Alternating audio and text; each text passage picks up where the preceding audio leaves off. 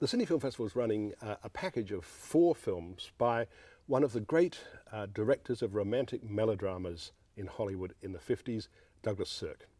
Douglas Sirk was born in Denmark. He worked in theatre and film in Germany. He fled the Nazis. He wound up in Hollywood. And by the 1950s, he was making a series of delirious melodramas at Universal. These include All That Heaven Allows, a film in which Jane Wyman plays a middle-class widow whose grown-up children are horrified when she starts a relationship with her gardener. It's a very rare film about class distinctions in America, and it reflects the mid-50s when it was made to perfection. The gardener is played by Rock Hudson, who was a favourite star of Douglas Sirk at this period. There's Always Tomorrow, which is a remake of a film made in the early 30s. It was made in 1956, stars Fred MacMurray. Again, this as a middle-class man who's lost his way in life, little bit bored with his wife, with his job, with everything really, until he meets again an old flame, played by Barbara Stanwyck. Very, very fine film. And then there are 2 Douglas Sirk films that are remakes of films made in the 30s by John M. Stahl, who was the Douglas Sirk of the 1930s.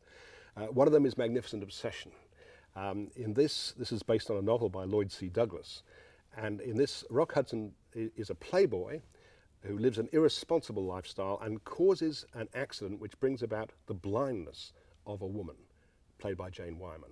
And he's so shocked by what he's done that he changes his life completely, becomes obsessed, a magnificent obsession, if you like, to help this blind woman regain her sight. It sounds preposterous, but it's marvelously well done. It's one of the greatest melodramas made in the 50s.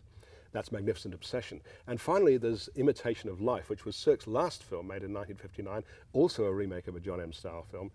This stars Lana Turner as a woman who becomes a very successful businesswoman, but mainly it's the story of an African-American girl who is so light-skinned that she passes for white. Now, this was a theme which was dynamite in the late 1950s, and so the film was in many ways quite controversial, but it's an amazingly moving and beautiful story.